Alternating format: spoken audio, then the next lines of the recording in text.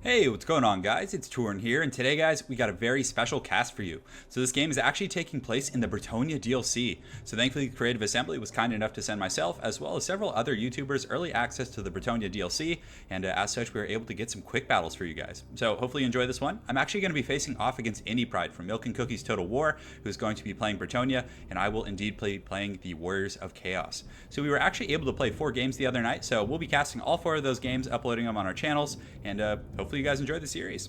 So Bretonnia, just a quick note, man, they are so awesome now. They have so many new tools at their disposal, and I'm really excited to see how they perform against all these different factions. So as far as my army composition here for the Warriors of Chaos, I have a front line of Chaos Marauders who historically they weren't terrible against Bretonnia. Bretonnia, obviously one of the best strategies Chaos had was just to spam Forsaken, because again, Bretonnia didn't have any armored infantry, so you could kind of just run them over with the high weapon damage. But the times have certainly changed, guys, and Bretonnia now actually has these new foot squires back here who are armored. They have anti-infantry and armor piercing. So again, very good against Chaos, and it definitely changes the dynamic of things. But anyways, I decided to go with a bit of an old school build. I just got Chaos Marauders in the front line. Again, they're pretty quick, and they do well against slightly armored infantry, but they definitely will not do well against infantry with armor. So we'll see how this matchup goes here. So a full front line of the Chaos Marauders. In the secondary line, I have 3 groups of Aspiring Champs. Again, when you're using Marauder-centric builds, it's pretty nice to have Aspiring Champs simply to, buff them up and keep them fighting, because again, they are relatively low-tier troops. In the back, I do have a group of Forsaken on each wing, as I usually like to do. Again, they do pretty well against lightly armored Bretonnian infantry, but with the new Knights and, these new armored infantry, I don't think they're going to be quite as good. Indypride and I actually did some testing prior to some of these games, and we tried Forsaken in one-on-one against the Bretonnian Foot Squires, and the Foot Squires actually beat them, pretty I guess I wouldn't say handily, but they were able to beat them, head-to-head for the most part. So pretty incredible stuff there. So Bretonnian infantry definitely very strong now. As far as my leadership core goes, I have a Chaos Lord up here with potions. He actually has access to, let's go ahead right here, and the Filth Mace, which gives 22% weapon damage, allows him to cause terror. Granted, he already does because of the dragon, but also gives him some other stats. So this is a new thing that you're going to have access to in multiplayer. Very, very cool stuff. So then I have 2 Manticores, which historically were decent against Bretonnia for, winning the Air Force duel and, things like that. So I was kind of assuming he was going to come with an Air Force, but he actually didn't. So my pick here was a little bit rough. So very well played in terms of metagaming me there. On top of that, I also do have a Chaos Sorcerer with the Lore of Death. I have a Scroll of Shielding. I also have Soul Blight and Spirit Leech. So, hopefully that'll be good. But again, the leadership things aren't going to be the terror and all those mechanics are not going to be as good against Bretonnia, because they have the Grail Relic, which is just incredible. So we'll get right into that, but that's pretty much it for my army. I also do have 2 groups of Marauder Horsemen with throwing axes to help deal with armored cav, flying enemy heroic lords, but he didn't actually bring any, so they're not going to be as good, but still they'll do pretty decent, against the Grail Knights and units like that. So let's get right into Indypride's army over here. So as far as his army composition goes, he has a group of spears here. Probably just had a few hundred resources left. Decided to throw them in those guys. 2 men-at-arms with polearms. They're a very traditional good pick against the Warriors of Chaos. They have armor piercing. They have anti-large, so you have good utility against Shaggots. Pretty good against Cav. Good against Chaos Lords, things like that. So he has a front line of those guys here, and they do have the higher melee defense. So I really like that he put them in front, and then has the Foot Squires in the back to kind of come in and do the heavy hitting damage. So these are the new Foot Squires, guys. These guys are just so incredible. They have excellent leadership. Right now, I don't believe these guys are being buffed by the Grail Relic, and they actually still have upwards of 80 leadership. They have 35 weapon strength, and let's go ahead and take a look at the specific bonuses. So 26 armor piercing damage and 8 bonus versus infantry. So these guys in an infantry versus infantry matchup for, I believe, 750 they cost, are extremely good. They actually beat Forsaken in head-up duels. They also beat Chaos Warriors in head-up duels, like heavily armored Chaos Warriors, and they can almost beat Great Swords for, what I think they cost like 100 or 200 less. So these are just incredibly cost-effective units, very strong, good leadership, and solid stats across the board. So the only thing that's kind of low on them is their melee defense, but they're actually armored, so they can get away with that.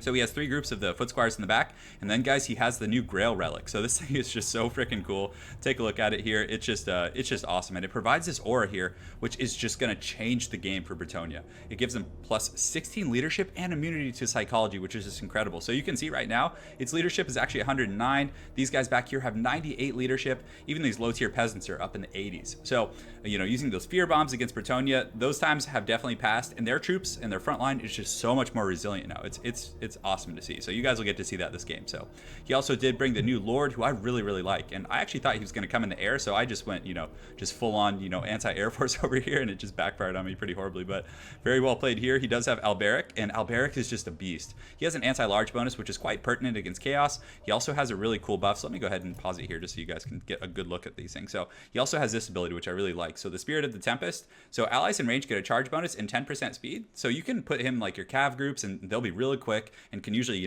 can start to catch things they couldn't normally catch. So very, very cool stuff. On top of that, he has Rally for leadership, Deadly Onslaught, of course, and he does have Heroic Killing Blow also. So that's kind of a new addition as it pertains to, the heroic units for Bretonnia. So very cool Lord. He's immune to Psychology as well.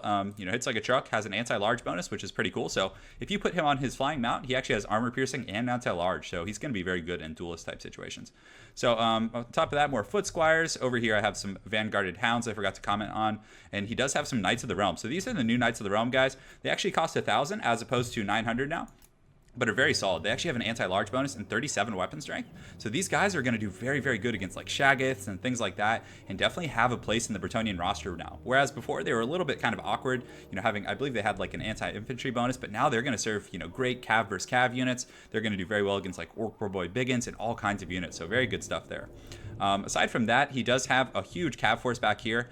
He has some Knights of the Realm here. Again, anti-large and Grail Knights. So Grail Knights are just absolute gangsters now. They have, let's go ahead. So 39 weapon strength. They have a bonus for large of 12. They have a huge charge bonus. And guys, they also have the Lance formation. So Lance formation, if you turn it on right before you charge, you actually get a pretty massive charge bonus of 36. You do make them more vulnerable against like missiles and things like that. But, against Chaos, it doesn't really matter. So these guys are just going to be absolute beasts in this matchup. Definitely very good for, if I ended up diving with like a Manticore or my Lord or something, and he gets a good surround with Grail Knights, it's going to be really tough. And guys, this is the ultimate gift for Bretonnia, in my opinion, is getting access to the Lore of Life. So now Damsels can come with Lore of Life, and it is just game changing. Bretonnia, now that they have like a sturdy infantry line with good leadership, very, very powerful Cav, all these units can just benefit so greatly from Lore of Life, and it definitely changes the game and makes them quite strong. So really excited to, play Bretonnia myself. In this series, I actually decided to play the factions, against Bretonnia. I just wanted to kind of see how it felt to battle them. But again, I will be posting some videos of me playing Bretonnia. So let's get right into the action, guys. So I'm just advancing my front line. Again, with Chaos Marauders, they do have 35 speed, so they're going to be pretty quick here and engaging. But definitely a lot of Knights back here, and they're just kind of posting up, waiting to see what I do with my Manticores. And he also does have one group of Knights of the Realm coming around in my flank here. So in the front line, the Marauders are engaging with the Peasants, and we get some decent shock damage here in the front. Marauders are still going to trade pretty effectively with these guys here, but once the Foot Squires come in, it's definitely not going to be as pretty of a trade. So the Chaos Marauders get in here, and you can see the Aspiring Champs coming in as well. Very, very good stuff. So I'm kind of just flying overhead with my Chaos Lord, trying to find a weak spot here. I do have some Hounds because I was expecting some, Bretonnian missiles and some infant, archers and things like that, but he didn't have any. So again, another great, anti-meta pick, and he definitely fooled me there. And the Chaos Warhounds are not going to be that great against a lot of the units he has. So what I figured I would do is kind of engage the Hounds on these Knights over here and then send 2 Manticores, and I was thinking they could beat these Questing Knights. So I actually forgot to comment on these earlier. These are another one of the new Bretonnian Cav here with the Great Swords. So these guys are so good against the Dwarves. They're incredible against Chaos. They actually are armor piercing and anti-infantry with 46 weapon strength. So these guys are just absolute beasts, and I'm really, I'm really excited to give them a try myself against Dwarves and Chaos. But I do bring the Manticores in here, who I thought would trade pretty well with them, considering they're not like traditionally designed versus large units. So I get some decent shock, but they still end up actually holding pretty well over the course of this battle. So I did get some Forsaken around the flank and was able to kind of jump on the back of these Peasants here. Definitely going to get some good charge bonus here and just do some serious work, because again, the low tier, Bretonnian Peasant infantry are still going to suffer a lot against like Forsaken and hard hitting infantry like that.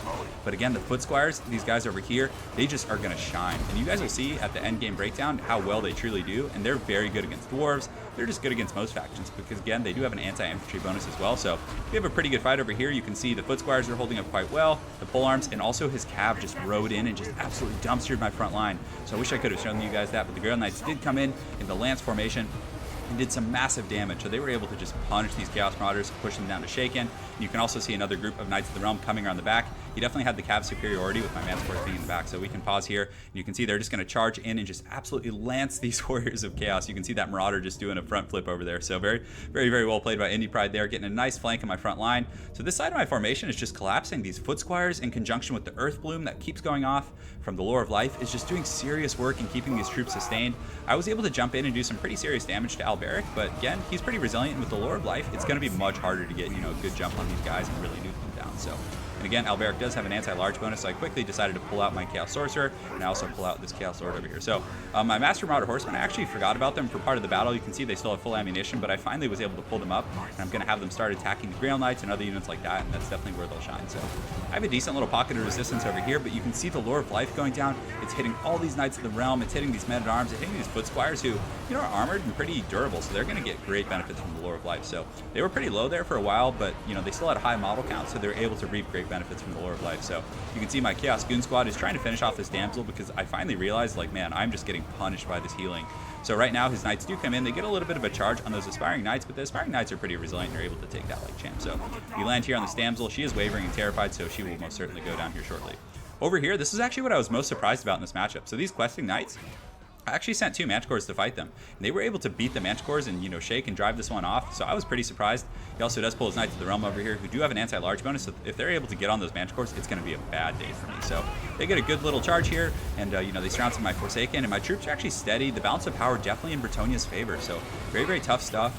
You know, and that Grail Relic is just so incredibly strong. It just keeps those troops fighting. You can see it's still here, it's full health. Definitely something in future matches that you might want to target down, because you can see these Knights of the Realm are, you know, around like 30 leadership. These men-at-arms and polearms, you know, still currently, even with being this low, this late in the game with that Grail Relic, are upwards of 60 leadership, which is just so incredible. These Foot Squires, again, also in the 60s, and imagine, you know, how much lower they would be with that negative 16. It would be pretty substantial, and they would be a lot closer to you routing here. So Alberic took a ton of damage here. I was able to get a good dive on with my Chaos Sword and some of my other units, but most of my infantry line guys, they just cannot sustain against these Foot Squires, this armor piercing, and this perpetual healing, and also the Grail Relic. Because again, I'm very used to a lot of the Bretonnian infantry routing, so guys, it kind of poses the question that in this matchup now with Chaos, you might need to bring armor piercing against Bretonnia, because again, these Foot Squires do have 70 armor, so I think some Chaos Warriors, as much as it sounds weird to say it, with great weapons or maybe even halberds would be a good choice, because again, they have armor piercing, and they do very well against the Bretonnian Knights. I normally didn't like to bring them because of how slow they are, but I honestly think the meta as it pertains to Bretonnia versus Chaos has changed, and you know, Chaos Marauders aren't going to work as well as they used to, Forsaken are not going to work as well as they used to, because again, they now have these anti-infantry, armor-piercing knights, the questing knights, who can ride them down and just do serious damage. So times are definitely changing, guys, and I'm looking forward to just, you know, playing tons of games against Bretonnia, figuring out how to beat them, and then, of course, playing them myself. So you can see my Chaos Marauder Horsemen over here, throwing some axes in here, doing a pretty good job, actually. And you can see Alberic is extremely low, so I'm able to get my Lord out, but he does get a good surround on my Chaos Sorcerer with the Lure of Death with all these anti-large knights. So this is just such a precarious situation, because, again, they're going to hit like trucks. You can see my Chaos Sorcerer, thankfully, is able to get out. So he rides up and over this way, and Alberic is extremely low. And I almost have enough for a Spirit Leech, so I kind of figured that if I could get him, it would trigger, you know, a big enough leadership route that I might be able to pull this game out, even though I just had the Chaos Lord. I figured I could get a Terror route. But guys, something I did not consider is that this Grail Relic, it is just so darn good. But guys, it makes them immune to psychology. So the Terror from the Chaos Sword, I might have actually opted to, you know, bring him on the ground, or, you know, even try, like, I think Kolek would actually be better in this matchup now, because I used to hate bringing Kolek, because all their infantry had spears, and then the peasant bowmen would actually just gun them down.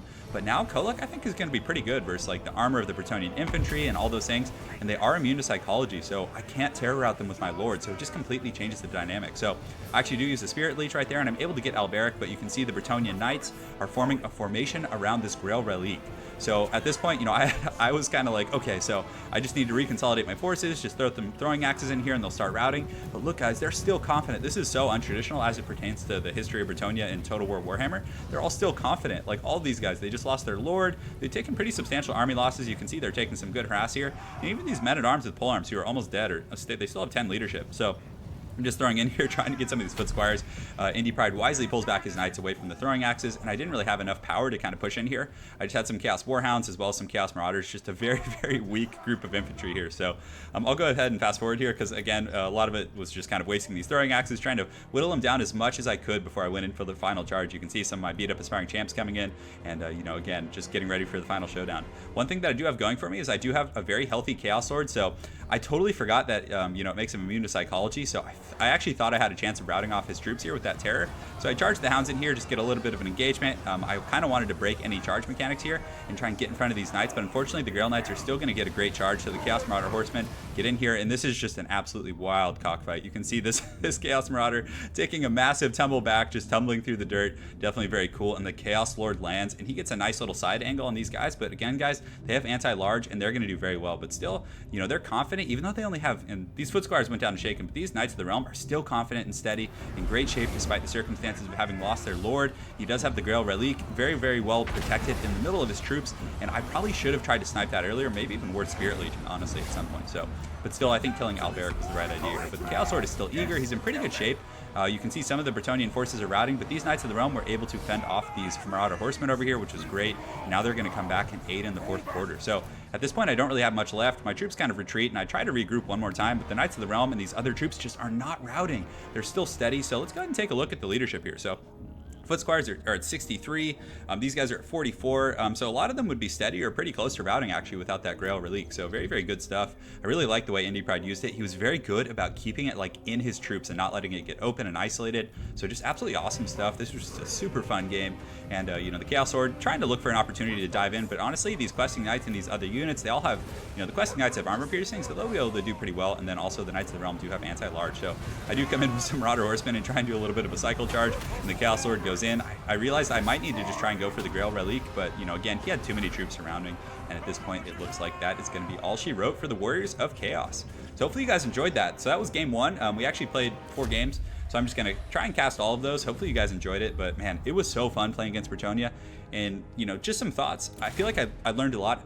I think you need to bring some armor piercing, and I honestly think bringing a front line of halberds, I think the halberds will trade okay with the Foot Squires. I think they'll still lose, especially with the Grail Relique and the Lore of Life and the constant Earth Bloom. You know, 46, 32, and 89 kills is great. Also the Knights, the Realms did so good. They were able to chase down Hounds.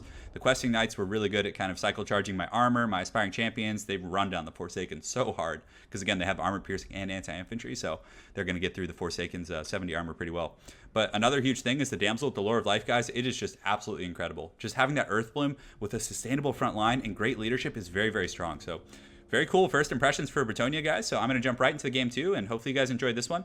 I'll be posting them, most of them at the same time. I'll probably post the first 2 and then the second 2 the next day. So thanks again for watching, guys. Very well played to Indypride. Great game, dude. It was a lot of fun playing with you, and stay tuned for games 2, 3, and 4. Have an excellent night, and take care.